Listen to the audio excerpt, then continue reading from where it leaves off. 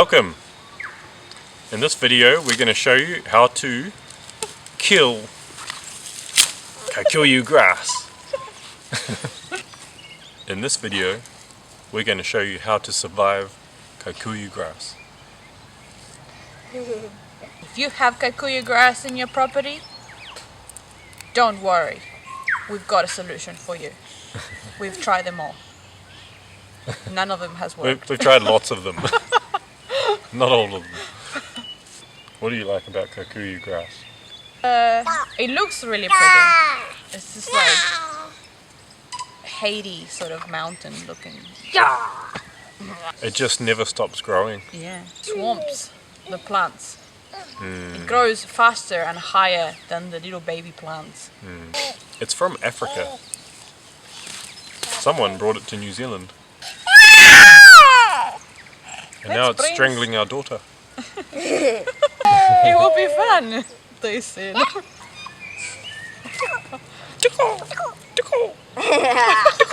So we're going to teach you some methods for dealing with it. This is boring.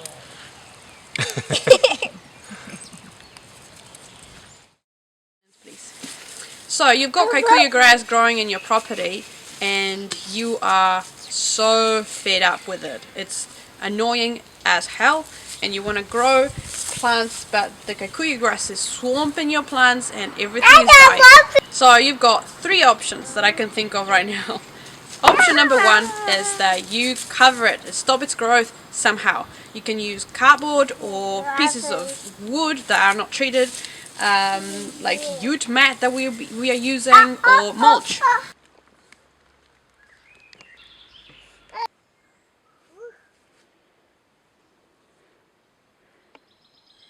Clearing out paths, putting stuff on the weeds and the grass.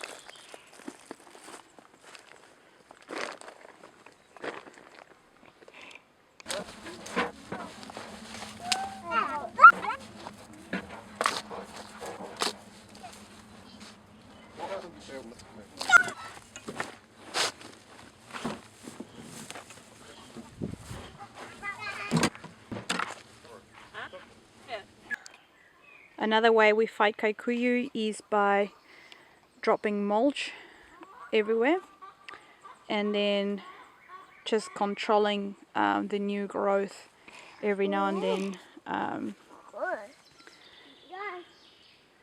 so we don't have to weed all the time. That's our garden is looking amazing and Kikuyu grass free. In this case is a mat that is degrading, a mat that is decomposing. Option 2 would be to wait until your plants are tall enough, grow them in your greenhouse, wait until they're bigger and bigger and bigger than the grass, so you can plant them there and they won't get shaded from the sunlight. And they will grow until they are actually bigger than the Kikuyu grass, and they will shade the Kikuyu grass so the Kikuyu grass will stop growing. So this is our greenhouse, and this is where we put cuttings and we germinate seeds, and yeah, if we ever have trees, like this was a little cutting, and yeah, it's grown that much, and we'll leave it in here until it's big enough to plant out, and then also big enough that the Kikuyu won't smother it. So this is just a really easy place to keep things so that we know that they're safe and they get watered, and yeah, it's on an automatic watering system, just super easy to set up. Yeah, there's a takasaste, which is a tree lucerne, and it's a tree what? Tree lucerne. It's really good for bees in winter because it flowers at a really unusual time when nothing else is flowering. It's really high in protein, so animals like to eat it. It's really good forage for animals. Passion fruit here. There was a cutting. It rooted. Little bits of cactus that snapped off and they've rooted. Like tamarillos there Those as are well. cuttings as well. It's like little flowers on it. We got like amor. I've realized there we got macadamia. Is that from a seed? That's a cutting. Oh, and really? And Yeah. it's doing well? I don't know if it's got roots yet, but this is macadamia from seed. From one of the Covered with seeds weeds. from one of our experiments. Yes. Really? Yes. Wow, that's so exciting. It's split into two for some reason. That's so exciting. I thought they weren't doing, nothing was happening. Option number 3 is that you start using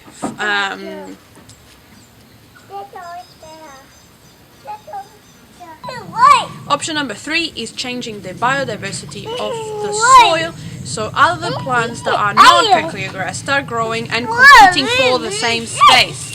What's that? Oh wow. So así es Misha. Así Misha. Oh. So once upon a time, these was rolling hills of Kikuyu grass. But now it's not anymore. Why? Well, this has got two big plum trees right here behind us, and they shade out the Kikuyu, and there's also a lot of comfrey that we've planted. These are actually really big now. Big comfrey. And yeah, there's also other weeds, and there's a type of nettle which grows in here. Stop. What else? Nasturtium grows here too. Nasturtiums here a lot of the time. So what I'm getting is that because it is shaded and the grass doesn't grow as much, and then you also put some comfrey plants around them, started creating gills that then change the diversity of the soil, and that allowed other weeds to grow, and those are the ones that are competing with the Kikuyu grass. So there's creating like little different sort of islands around the property that are not just Kikuyu grass as it used to be. Yeah, I think that's a good point. Like, I don't necessarily know exactly how and why it happens, but like for example, when we had the sheep and they were grazing in just one really small area for a while, and then we took them off that area, and it changed the types of plants that were able to grow there. It wasn't the Kikuyu anymore, it was all kinds of other things, all weeds, but yeah, it's something about the microbiome of the soil changed, so different types of plants grow there. So I think the same thing happens under here. There's been lots of mulch added. The trees are creating their own microclimate. They change their little space. There's more moisture and it's cooler, and I think Kikuyu really likes sunny, open spaces where it has as much sunshine as it can get, and it smothers everything out. But when you start to bring in a tree which is a bit more dominant, and it sort of takes away that heat and the sunlight, it doesn't really grow that well. I mean, there's still some here, but it's pretty sparse now, and it's not a problem. It's not like it strangles anything anymore. Yeah. Something I've noticed just now was that there is a patch up there that has 1,000 different weeds, and there's a patch down there that's just grass. And the difference that I know of is that we've been like moving around this area. You know, we've been like planting things, digging things up. We had like chickens for one day, and there's like fruit trees around, and so we have lots of weed. But in the other place where we ever do anything, it's just grass. It stayed grass. There's nothing else that grows there. So that's what I mean by I'm noticing that the places that we start to interact with start changing. And it's easier to manage to like little islands at a time, because otherwise, you just spend all day just doing a tour of the property, cutting grass and controlling things. But it's good to have pockets. I think all of this area also has had a lot of mulch added to it over time. It's mostly buried now, but that would have changed how the soil is. About 5, maybe 6 years ago, this was a mulberry tree. It was only about this tall, and it was planted amongst Kikuyu grass. And then I decided, right, I'm going to kill this grass, and I started burying it, and I buried it in that deep mulch, and I started with a small sort of circle around this mulberry tree, and it grew bigger and bigger and bigger, and I was noticing that the Kikuyu wasn't able to grow through that thickness of mulch, so I was like, great, I'm going to just like keep adding to it, and then eventually I'll kill all of the Kikuyu. But yeah, now the soil here is like really nice, and again, yeah, there's no Kikuyu left under there at all, and it's yeah, there's just a whole bunch of different plants and stuff we've put there, stuff we haven't put there. But yeah, I knew a man who had a property quite close to here, and he spent about 20 years, probably closer to 30 years actually, spraying Roundup on the Kikuyu grass on the property, and it took him about 30 years to do it. I didn't want to do that, and I actually realised it's not as difficult as that. This is an example of a new plum tree and how we planted comfrey plants next to it to create a gill and help protect against the Kikuyu grass. Another thing we do here is having animals. In this case, our chickens eat all of the grass and scratch all around, so obviously this part here is where the chickens live, and there's no Kikuyu grass in there. Obviously you can see the difference between non-chicken and chicken land. And our sheep do a fantastic job as well. That's the area of the sheep. As you can see, that's how long the grass would be if they weren't eating it. And you couldn't see that we have terraces